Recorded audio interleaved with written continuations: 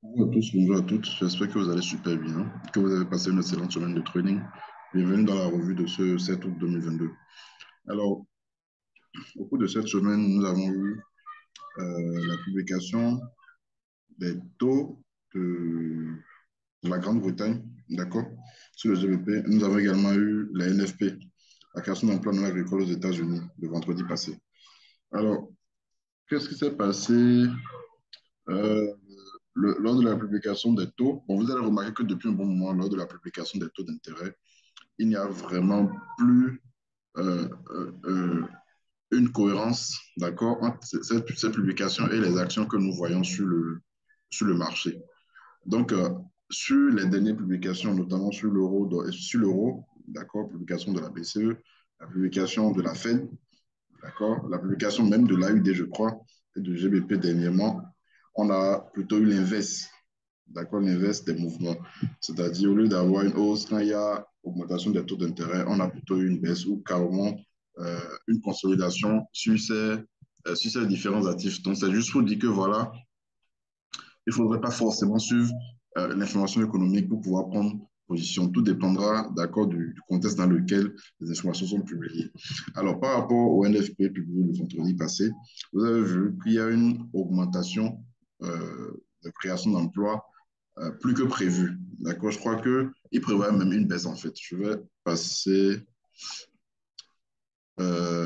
c'était quand déjà? C'était voilà, du lundi au 7. Voilà. Donc c'était le vendredi. Donc il prévoyait même une baisse, d'accord, de création d'emplois par rapport au précédent qui était de 398 cas. Là, nous avons eu 528 000 créations d'emplois, donc ce qui est énorme. Au même moment, nous avons eu une baisse du taux de chômage. Donc, ce qui est vraiment une très, très bonne nouvelle pour le dollar. Et ça a réellement joué. En tout cas, pendant quelques moments, quand même, le dollar a réellement pris de la valeur. Et notamment sur les paires majeures. D'accord, on a constaté cela. Au même moment, si vous avez déjà suivi la vidéo sur l'initiation à l'analyse fondamentale sur notre chaîne, je ne sais pas si vous avez suivi ça, mais vous devez savoir que quand il y a publication des taux d'intérêt aux États-Unis et qu'au même moment, vous avez la création d'emplois publiée au Canada, on joue sur ça pour trader l'USD4. Et cette fois-ci, ça a réellement, bon, comme toujours, hein, ça a joué, puisqu'on a le dollar qui était extrêmement haussier et les informations sur le CAD qui étaient très négatifs, et très négatifs du moins pour le dollar canadien. Donc ça a joué et le dollar américain profitait de la baisse, d'accord, de la faiblesse du dollar canadien et on a eu une forte accélération haussière sur l'USD4. Alors la semaine prochaine, on aura comme information majeure, comment on appelle ça? On aura, voilà, le vendredi. Sinon, le reste, c'est pas vraiment bon. On a l'IPC aux États-Unis aussi le mercredi prochain, c'est important. Il prévoit une baisse de l'inflation. Le vendredi, on a la publication du PIB pour le GBP, ce qui est extrêmement important. Et je crois même que la Grande-Bretagne a déjà annoncé la récession. D'accord, ils ont annoncé la récession pour les 4 prochains trimestres. D'accord, dans tout le royaume. Donc, je crois que c'est dans cette optique que les prévisions disent qu'on aura une baisse du PIB, plutôt du PIB. Donc, voilà. En tout cas, nous avons suivi cela. Alors, pour revenir au graphique, sur le gold, l'analyse qu'on a eu à faire sur le gold, c'était quoi? C'était qu'on attendait carrément un retour du prix dans notre zone de FIBO, d'accord? Sur ce dernier mouvement, ben, si on a tracé le FIBO et on a défini les 50-61,8%. Donc, ce qu'on attendait réellement, c'était quoi? C'était un retour du prix. Bon, déjà sur les 50%, on a eu une réaction, d'accord? Après, on a eu une forte accélération, ça a intégré la zone et puis bon, avec la publication des chiffres de création d'emploi le vendredi, ça a agi sur le code et puis on a eu cette baisse. Voilà, on a eu cette baisse le vendredi. Alors, ce qu'on attendait en fait, c'était un contact du prix avec la résistance baissière ainsi qu'avec les 61,8%. C'était ici qu'on a eu la première réaction sur les 50%, d'accord, et puis le prix est reparti. Donc, on attendait en fait le retour du prix ici. Alors, ce qu'on va faire pour la semaine prochaine, c'est très simple. Nous allons je vais tracer ça d'abord. Nous allons plutôt voir est-ce qu'il y aura un retour du prix. En haut, c'est vrai qu'on a un rebond, donc ça peut effectivement partir, encore qu'on est dans un canal ascendant, de correction bien sûr, d'accord?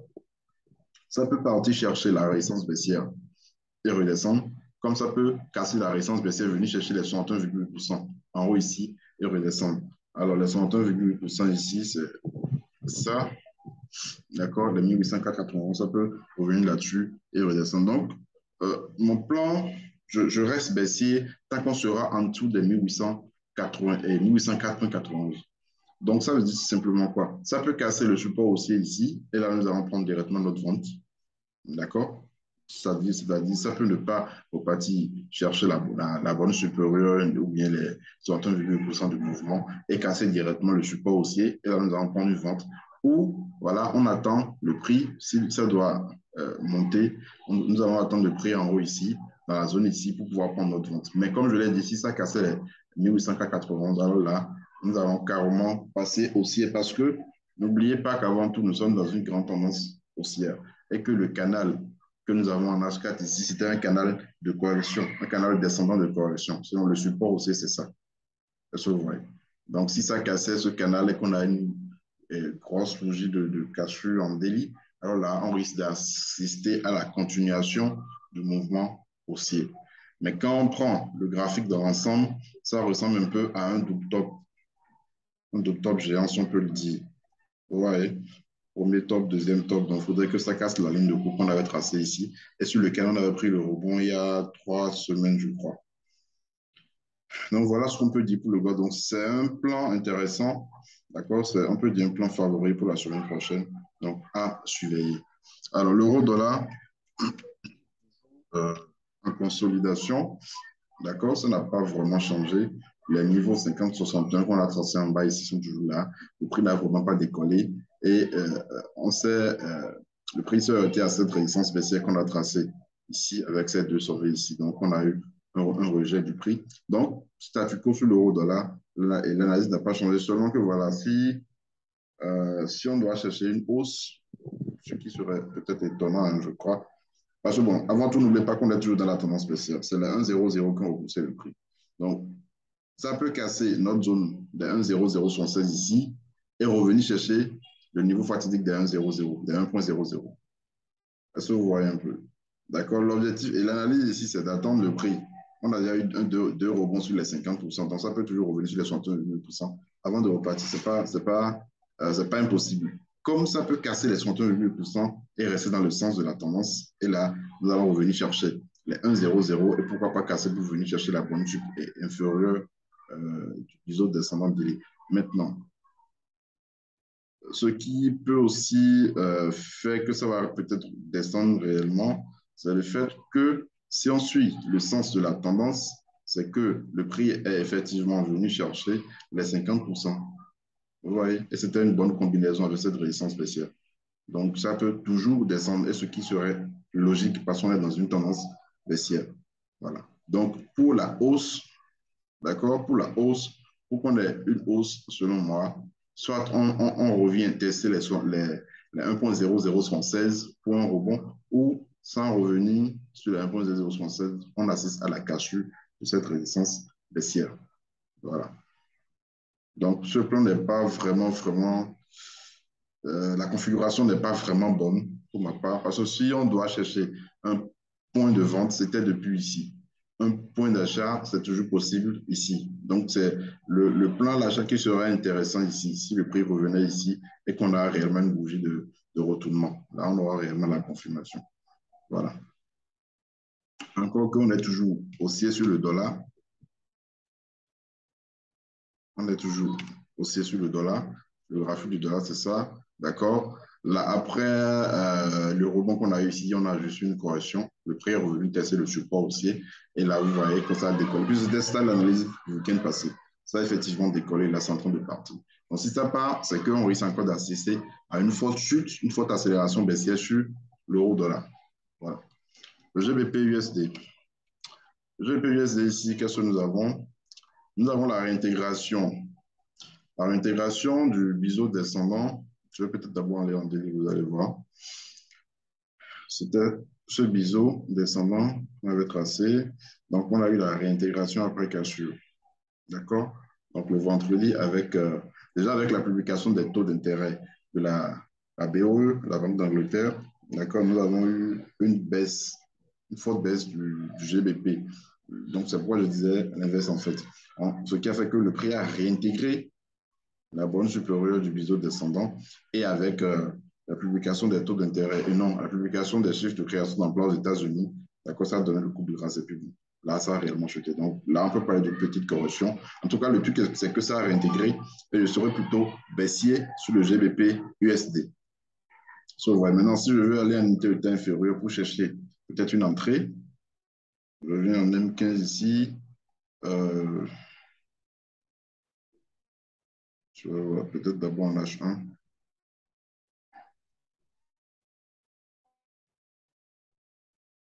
OK, en H1, bon, je prends ça.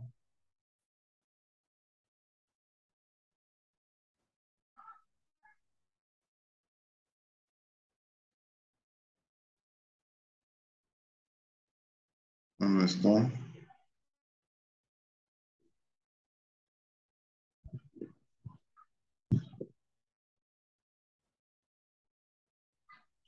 OK, je viens à l'M15. OK. Donc, voilà ce que nous avons en M15. Alors, tendance spéciale et tout. Ici, d'accord. Donc, on a déjà eu le rebond sur les 50% ici. Donc, je disais plutôt tantôt que je serais plutôt baissier sur le GBP USD, vu qu'on est repassé sous grande résistance baissière H4. Bref, ça d'abord. Donc, je suis baissier sur le GBP USD tant qu'on sera, d'accord, et sur la résistance baissière et sous ce sommet que vous avez ici. Voilà, donc une petite vente du moins, avec un petit sell avec un stop légèrement au-dessus de ce sommet ici, avec comme potentialité le début de la formation de cette chute. On peut tracer aussi quelque chose en haut ici. Voilà. Donc, ça aussi, c'est l'un de mes plans favoris pour la semaine prochaine. Là, si le prix repassait au-dessus, d'accord, de la droite ici, et puis bon, de ce qu'on a tracé en M15, alors là, on reviendra sur la cassure, en fait, c'est-à-dire, bon, on sera plutôt haussier. Mais pour le moment, je suis baissé sur le GBP USD. Alors, l'AUD USD, l'AUD USD, ainsi que NZD USD, sont en train de former une figure de retournement, si on peut dire. Bon, ce n'est pas encore vraiment clair. Bon, pour le moment ici, pour le NZD USD, on a eu la cassure de cette résistance baissière pour le back et tout, mais ça ne décolle toujours pas. Ça revient première fois, deuxième fois. Ça, c'était le NFP du vendredi. Ça fait redescendre de prix ici. Alors, le truc, c'est quoi? C'est que quand on observe bien, euh, ça commence à former bon, épaule, tête, épaule inversée. D'accord? Épaule, tête, épaule. Mais il faut que ça redescende ici, en fait. Mais le truc, c'est que si ça cassait, en fait, c'est ça qui va nous donner le top pour savoir réellement si on revient en tendance baissière, en fait. Si la tendance baissière euh, continue. D'accord? C'est-à-dire, on aura déjà une réintégration de la borne supérieure du biseau. Et au même moment, il faudrait qu'on ait la cassure de ce niveau pour avoir la confirmation que, bon, là, on peut chercher carrément à prendre devant. Parce que si le prix s'arrêtait ici et repartait là, on aura la confirmation de la formation de l'épaule, tête, épaule inversée. Je viens en délit, vous allez mieux voir. Voilà. Donc, épaule, tête, épaule. Donc, il faut que ça. Bon, même si ça ne revenait pas, hein, même si ça ne revenait pas ici, ça a quand même l'air de, oui, de ressembler carrément à la figure épaule-tête, épaule inversée. Voilà. Donc, c'est à surveiller. C'est à surveiller. Pour ceux qui veulent, comment on dit, bon, même l'achat, je ne suis pas vraiment sûr que ce soit une bonne idée de prendre l'achat ici, parce qu'on a déjà assez de cas, d'accord, avec le risque n'est pas, le risque sera un peu élevé, le stop sera un peu élevé selon moi. Donc, l'idéal serait que, voilà, si vous devez prendre un achat, que ce soit peut-être en bas ici. Voilà. Donc, comme je l'ai dit, si ça cassait ce niveau, alors là, on peut chercher des points d'entrée à la vente sur la USD. C'est pareil sur NZD, USD. Donc, ici, c'est même plus clair, hein, plus clair. C'est presque le même scénario, en fait. D'accord? Épaule, tête, épaule. Donc, ce niveau pourra donner le top si on doit chercher un achat là-dessus ou si ça cassait, là, c'est le retour à la vente. Alors, ici aussi, il faudrait faire attention. Je crois que en daily, voilà, en daily, c'est aussi un peu plus clair et tout. Donc, voilà. Donc, c'est un peu ça. C'est un peu ça. Donc, c'est vraiment intéressant. C'est vraiment intéressant. Ça va nous donner carrément encore d'autres raisons de rentrer à l'achat, de prendre encore à l'achat parce que on avait déjà pris un achat depuis ici, depuis un bon moment, si vous vous en souvenez, sur les NZD. Donc, ça va nous donner confirmation si on devait avoir l'information de cette figure de retournement à la hausse. Donc, à part cela, vous avez l'USDJPY qui a fait une grosse correction cette semaine avant de repartir à la hausse avec les NFP. On a eu la cassure de ce biseau ascendant, accélération baissière, d'accord? Le prix s'est arrêté ici, d'accord? Je crois que c'était un niveau FIBO, hein, 61, oui, 61, 8 FIBO. Vous voyez, c'était un 61, 8 FIBO qui a repoussé le prix, effectivement. Alors, qu'est-ce qu'on a eu? On a eu le retour à la hausse du dollar. Seulement ici, il faudrait faire attention si vous devez prendre l'achat, si vous voulez prendre l'achat, d'accord? Il faudrait faire attention vu que c'est parti déjà. On a une petite résistance ici.